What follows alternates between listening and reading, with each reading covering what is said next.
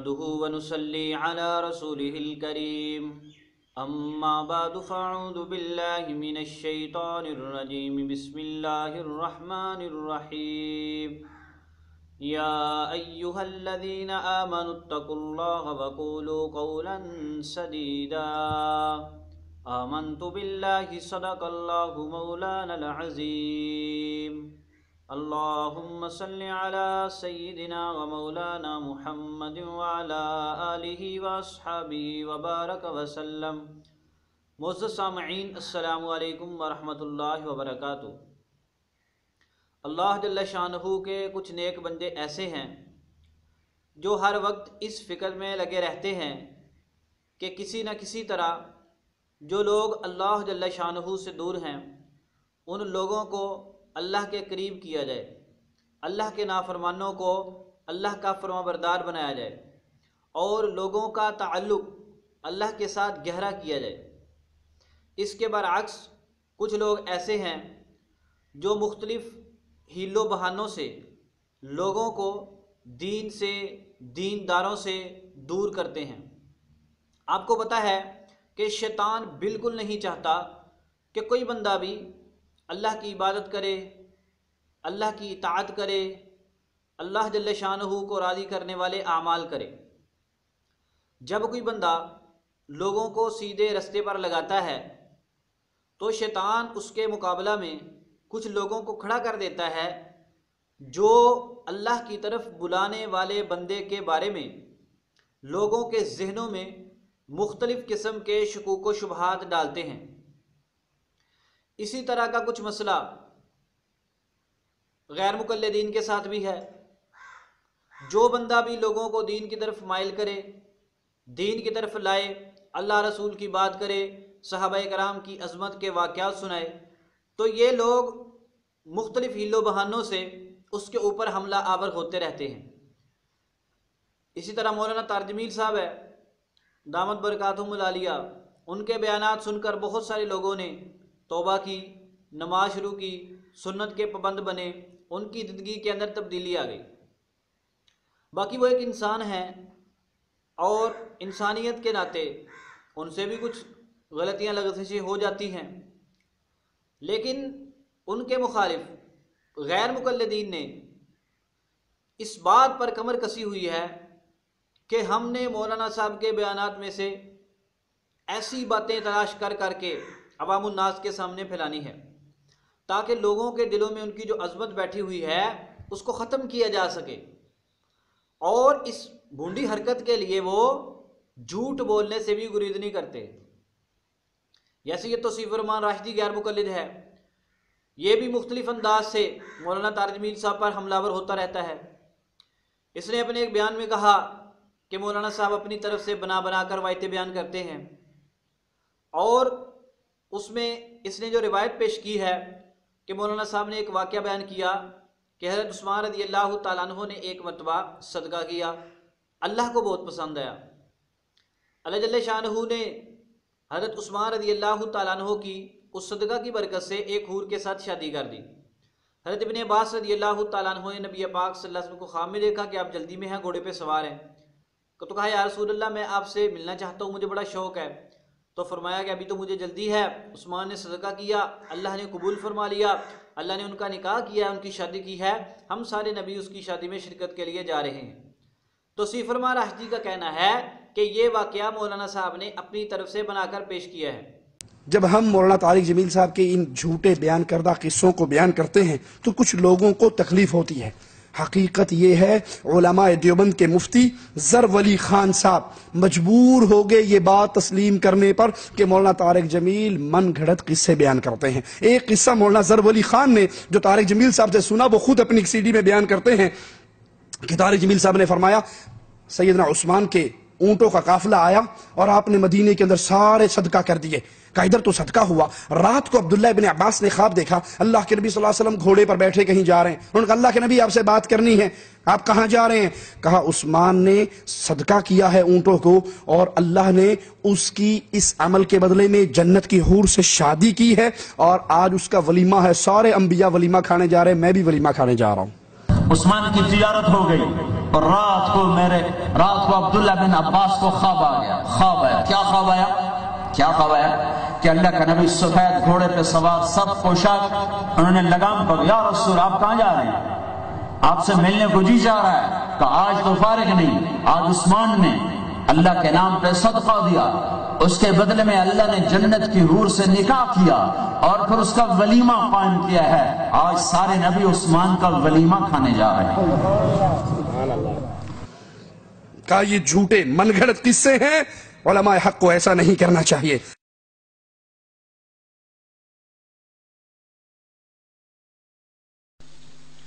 एक आलिम ने मौलाना तारिक जमील के बारे में कहा कि वो कज़्ज़ाब और झूठा और मनगढ़ंत हदीसें पेश करते हैं। वाक़अतन ऐसा है, मौलाना तारिक जमील साहब के बयान में एहतियात नहीं है।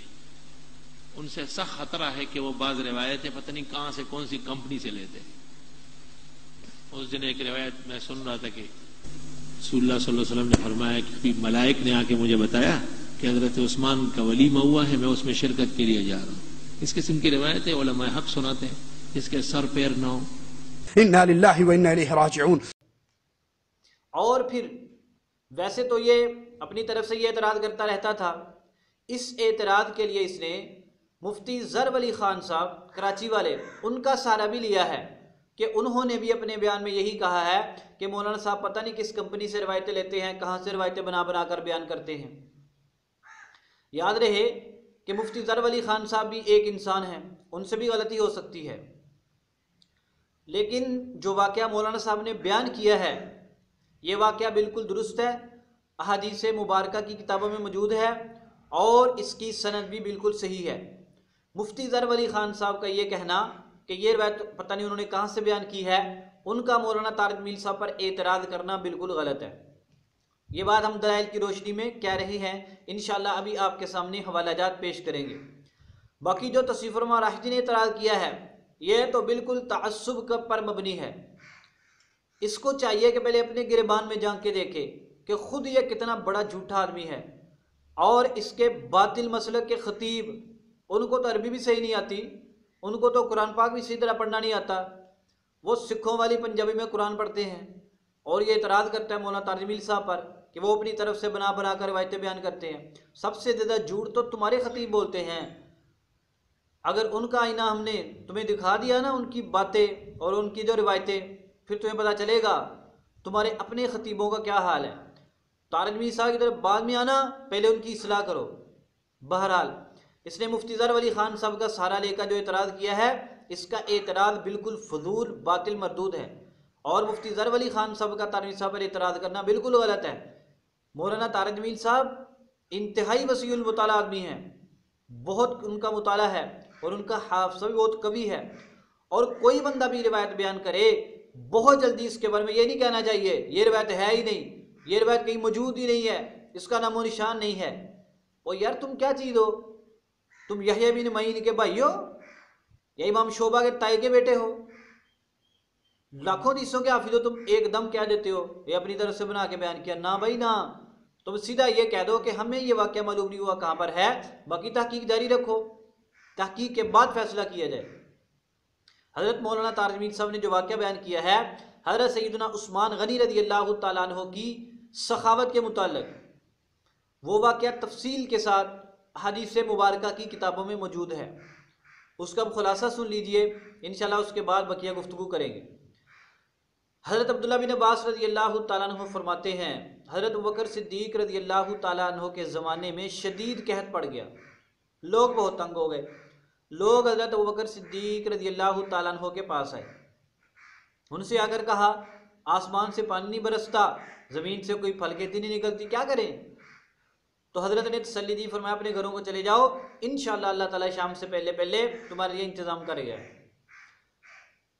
फरमाया कि थोड़ा वक्त गुजरा था, हज़रत उस्मान रज़ी अल्लाह तआला अन्हु के गले के ऊँट मदीना मुनव्वरा में आगे शाम से।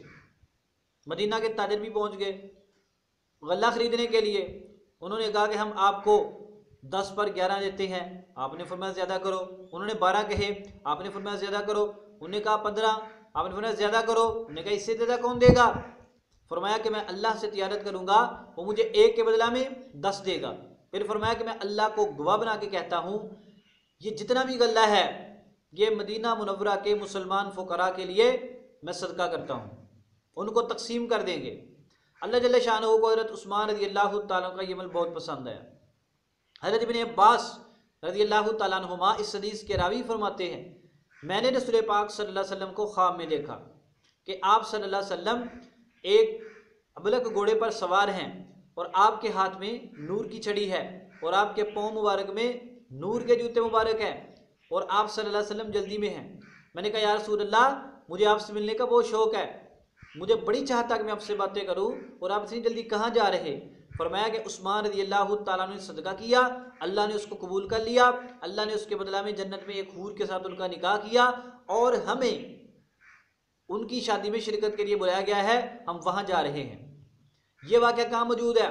हदीस मुबारका की मशहूर किताब किताबुश शरिया, ये हज़रत इमाम अबू बकर मोहम्मद बिन हुसैन बिन अब्दुल्ला आजुरी अल मुतवफ़ा 360 हिजरी उनकी किताब है और इस किताब की हदीस नंबर 1486 पर यह मौजूद है।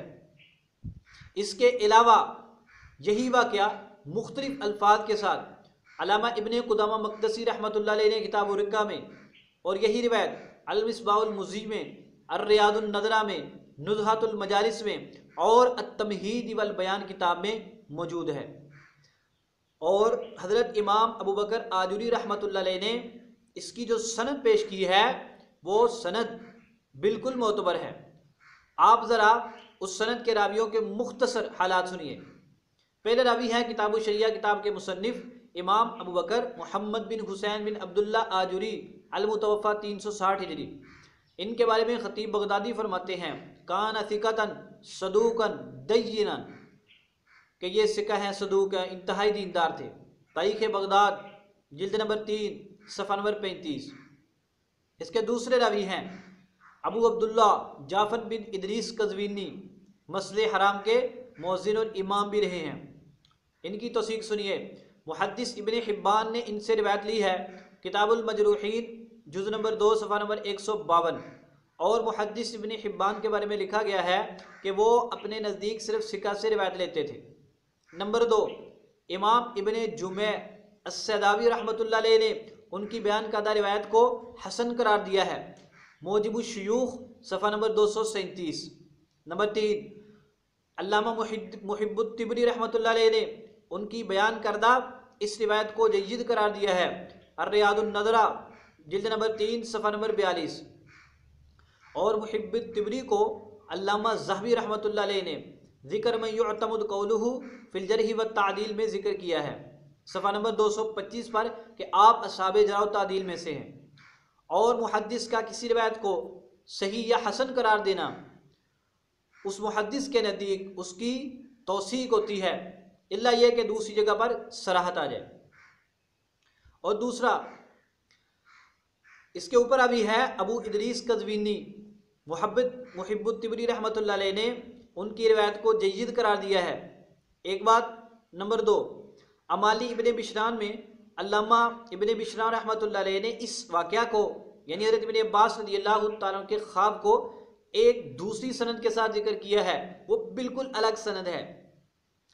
इसी तरह किताबुर रिका में अल्लामा इब्ने कुदामा रहमतुल्लाह अलैह ने अबू इदरीस कज़वीनी की मुताबियत में जाफ़र बिन इदरीस को जिक्र किया है, यानी इनके उस्ताद हैं इस्माइल बिन तौबा, और इस्माइल बिन तौबा से दोनों रिवायत करते हैं, जाफ़र बिन इदरीस भी और अबू इदरीस अल कज़वीनी भी।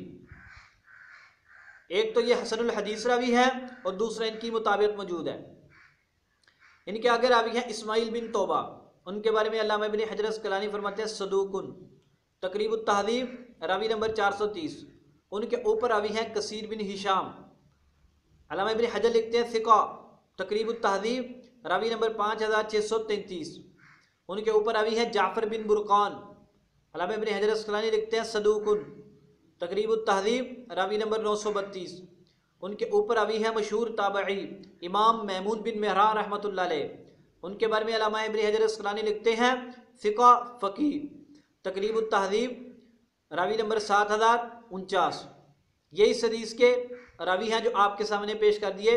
इसके तमाम रावी सिका हैं, सदूक हैं, हसनुल हदीस हैं, और इस रिवायत की मुताबियत में अमाली इब्न बिशरान की रिवायत भी मौजूद है और अल्लामा इब्न कुदामा मक़दसी रहमतुल्लाह अलैह की किताब उर-रिक्का की रिवायत भी मौजूद है। लिहाजा इस बहस का नतीजा ये निकला कि मौलाना तारिक जमील साहब ने जो वाक़या बयान किया था वो बिल्कुल सही और मोतबर सनद के साथ मौजूद है। इसलिए तौसीफुर रहमान राशिदी गैर मुक़ल्लिद कज़्ज़ाब का ये कहना कि अपनी तरफ से बनाकर बयान करते हैं बिल्कुल बातिल, फजूल, मरदूद है और मौलाना तारिक जमील साहब दामत बरकातुहुम मलालिया पर बुहतान है। झूठ उन्होंने नहीं बोला, झूठ तुमने बोला है। तुम्हें चाहिए कि तौबा करे। ये मौलाना साहब पर तो बड़े इतराज़ करते हैं कि उन्होंने रिवायत बयान की। और भाई झूठी रिवायतें बयान करना तुम्हारा काम है। खिलाफियात बहकी किताब में एक रिवायत है हमेशा रफ़ा दान करने वाली, वो गैर मुक़ल्लिदीन बढ़ चढ़ कर पेश करते हैं। मौलाना साहब ने जो रिवायत बयान की इसमें तो एक रावी भी कज़्ज़ाब नहीं है और जो तुम रिवायत बयान करते हो उसमें तो 2 रावी कज़्ज़ाब हैं। झूठी रिवायत तुम्हारी है जो तुम मसला में बयान करते हो। हजरत ने तो यहाँ पर एक फजीलत जिक्र की है और वो भी सही सनद के साथ मौजूद है और तुम तो एक इतने अहम मसला में एक मौजूद रिवायत उठाए फिरते हो। उस वक्त तुम्हें नहीं याद आता कि हम बनी बनाई बनावटी रिवायत पेश कर रहे हैं, नबी पाक सल्लल्लाहु अलैहि वसल्लम की तरफ मंसूब कर रहे हैं। याद रहे किसी रिवायत में भी, किसी रिवायत की तहकीक के वक्त भी एक सनद को देखकर फैसला नहीं करना चाहिए। एक सनद तुम्हारे सामने आई, तुम क्या दो जी ये सनद मौजू है ना, उसकी तमाम सनदों को देखकर फैसला करना चाहिए। अगर ये वाक़या किसी और किताब में किसी मौजू सनद के साथ है तो वो हमारे लिए नुकसानदेह नहीं है। क्यों? किताबुश शरिया आजुरी में बिल्कुल मुअतबर सनद के साथ ये वाक़या मौजूद है। लिहाजा मौलाना तारिक साहब के बारे में ये कहना अपनी तरफ से बनाकर रिवायतें बयान करते हैं और ये रिवायत अपनी तरफ से बनाकर उन्होंने बयान की है, ये बिल्कुल बातिल, फजूल और मरदूद है। अल्लाह तबारक व तआला हम सबको उलमाए हक़ कर बुहतान बाजी से महफूज रखे।